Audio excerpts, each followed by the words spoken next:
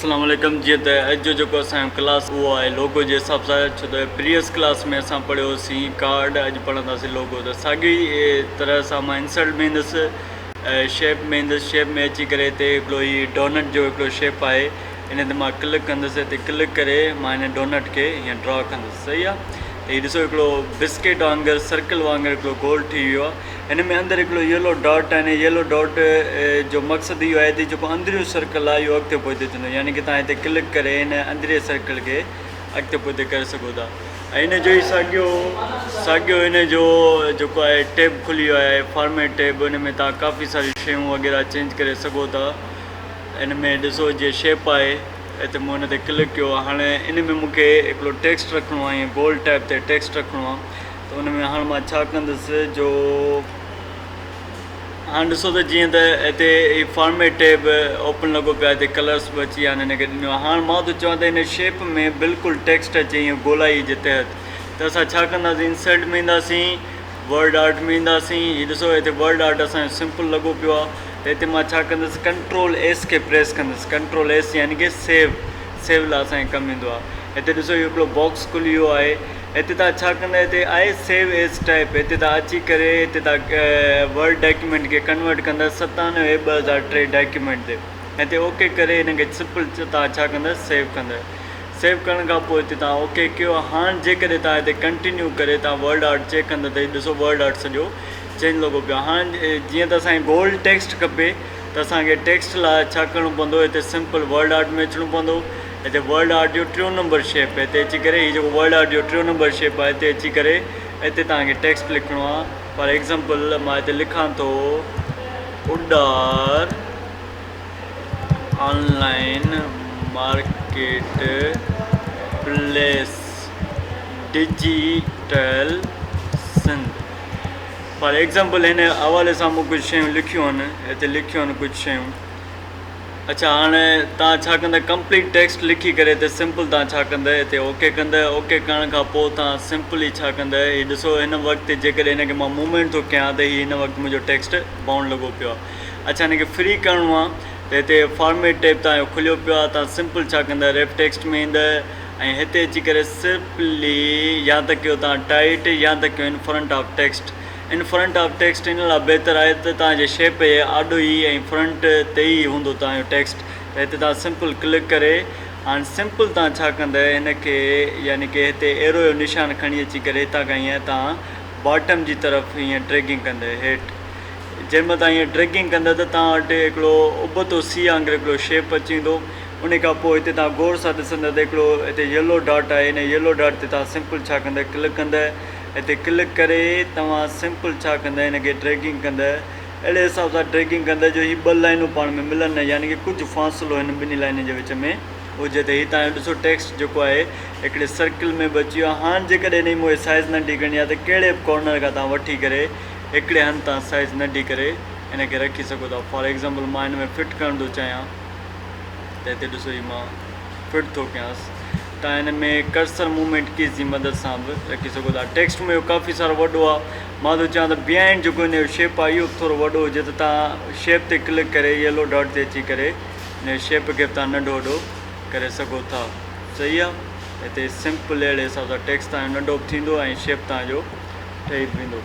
अच्छा, हाणे छा आहे करिणो, जो सिंपल हिन सर्किल जे विच में जेकॾहिं मूंखे का पिक्चर वग़ैरह रखणी आहे या ॿी का शइ रखणी आहे त उहा मां इज़िली रखी सघां थो। फॉर एग्ज़ाम्पल इंसर्ट में अची करे 1 सेकेंड तव्हां शेप खणंदा, हिते सर्किल में ईंदा, हिते सर्किल में अची करे तव्हां हिते शेप खे ड्रा कयो ऐं उन खां पोइ हिते बि तव्हां शेप जी सेटिंग कयो। प्रॉपर तरीक़े सां सेटिंग करे तव्हां हिनखे बि हिते फिट कयो। उन खां पोइ तव्हां शेप फिल्म में अचो ऐं पिक्चर में अची करे फॉर सपोज़ कयो असां का बि हिकिड़ी पिक्चर खणूं था। सपोज़ कयो ऑफिस वर्क कमेंट बॉक्स। चलो मां हिते हिकिड़ी सिंपल इहा पिक्चर थो खणां त ॾिसो हिते हिकिड़ी पिक्चर अची वई आहे। सही आहे। अच्छा, जेकॾहिं तव्हां लोगो में अखरनि खे कलर ॾियणु था चाहियो त लोगो जे टेक्स्ट ते क्लिक करे तव्हां फॉर्मेट में अची करे तव्हां सिंपल छा कंदा, शेप में अची करे को बि हिकिड़ो कलर ॾेई था सघो। हिन आउटलाइन खे बि जेकॾहिं तव्हां कलर ॾियणु था चाहियो त आउटलाइन खे बि तव्हां कलर ॾेई था सघो। पर जेकॾहिं पिक्चर जी जॻह ते अञा ई तव्हांखे का ॿी का शइ रखणी आहे त सिंपल तव्हां पिक्चर ते क्लिक करे कीबोर्ड मां डिलीट जे बटन खे दॿाईंदा तव्हां इंसर्ट में अची करे हिते क्लिप आर्ट में अची करे हिते तव्हां लिखी सघो था फॉर एग्ज़ाम्पल कंप्यूटर तव्हां लिखंदा त तव्हां वटि कंप्यूटर जो आइकॉन अची वेंदो। इन आइकॉन खे खणी अची करे तव्हां हिते सेंटर ते रखो ऐं हिनखे तव्हां सिंपल तव्हां क्लोज़ कयो। आइकॉन जेकॾहिं मूवमेंट नथो करे त तव्हां सिंपल छा कंदा फॉर्मेट में अची करे रेफ टेक्स्ट में अची करे टाइट कंदा तव्हांजो आइकॉन ऑटोमेटिकली मूवमेंट कंदो। अच्छा, उन खां पोइ तव्हां भले साइज़ वॾी करे हिन जे हिते हीअं रखी सघो था। Very simple, very easy. जेकॾहिं काफ़ी वॾी साइज़ थियो थी वञे त हिनखे थोरो स्मॉल करे तव्हां हीअं रखी सघो था। अच्छा, अहिड़े हिसाब सां यानी कि लोगो जे सेंटर में काफ़ी सारियूं शयूं हूंदियूं आहिनि जेके तव्हां चेंज करे रखी सघो था। फॉर एग्ज़ाम्पल मां थो चाहियां त हिते रुगो टेक्स्ट ई हुजे, मां टेक्स्ट बि रखी सघां थो। फॉर एग्ज़ाम्पल इंसर्ट में अचो, हिकिड़ो शेप खणो, सिंपल तव्हां हिकिड़ी लाइन खणो, लाइन खणी अची करे शिफ्ट खे दॿाए करे तव्हां हीअं लाइन ड्रा कंदा। अच्छा, लाइन तव्हांजी ड्रा थी वई। इन लाइन खे जेकॾहिं वेट वधाइणो आहे त शेप आउटलाइन में अचो, फॉर्मेट में रही करे वेट में अची करे हिते तव्हां हिन जो वेट वधायो। अच्छा, हिन वेट खे को स्टाइल ॾियणो आहे त हिते अची करे तव्हां को स्टाइल ॾेई था सघो। फॉर एग्ज़ाम्पल हिते मां छा कंदुसि, इंसर्ट में अची करे वरी टेक्स्ट बॉक्स में ईंदुसि। टेक्स्ट बॉक्स में अची करे जेकॾहिं को नालो वग़ैरह लिखिणो आहे त उहो बि तव्हां लिखी था सघो। फॉर एग्ज़ाम्पल मां हिते लिखण थो चाहियां डिजिटल, हिते मां लिखण थो चाहियां डिजिटल। ठीकु आहे, त डिजिटल लिखी करे मां छा थो कयां, सिंपल होम में अची करे हिते बोल्ड खां पोइ थोरी हिन जी साइज़ वॾी ऐं फॉर्मेट में अची करे शेप फिल मां नो फिल थो कयां, शेप आउटलाइन मां नो आउटलाइन थो कयां ऐं हिन डिजिटल खे होम मां अची करे हितां खां मां फॉन्ट कलर रेड थो ॾियां। फॉन्ट कलर रेड ॾेई करे वरी हिनखे मां छा थो कयां, सिंपली मां हितां खां आइटालिक थो कयां। अच्छा, अगेन कंट्रोल डी करणी आहे त हिन जो डुप्लीकेट थी वियो आहे। कंट्रोल डी सां हिन जो डुप्लीकेट कंदे ऐं उन खां पोइ डिजिटल मूं लिखी छॾिया। डिजिटल जे डुप्लीकेट खे मां खणी करे कॉर्नर में हिते सिंपल लिखी सघां थो सिंध, डिजिटल सिंध जे नाले सां मां ईअं लिखी सघां थो।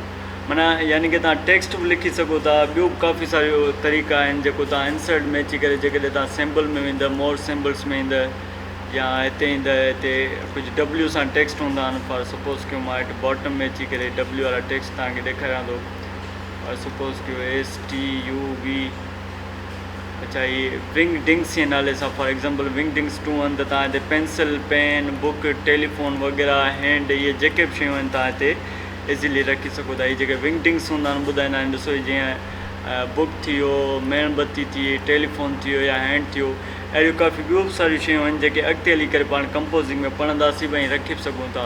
त अॼु लाइ जेको तव्हांजो क्लासिस हो, हुन में ई लोगो जो हिकिड़ो शेप हो सिंपल। उन खां पोइ इंशाल्लाह पाण कोशिशि कंदासीं त स्मार्ट डॉट एंड चार्ट खे पढ़ंदासीं। त इन हवाले सां पंहिंजे शेप जो इंट्रोडक्शन थी वियो ख़तमु। त इंशाल्लाह वी विल मीट नेक्स्ट क्लास में जेकॾहिं पंहिंजो टाइम टेबल प्रॉपर रहियो त। Thank U for attending the class.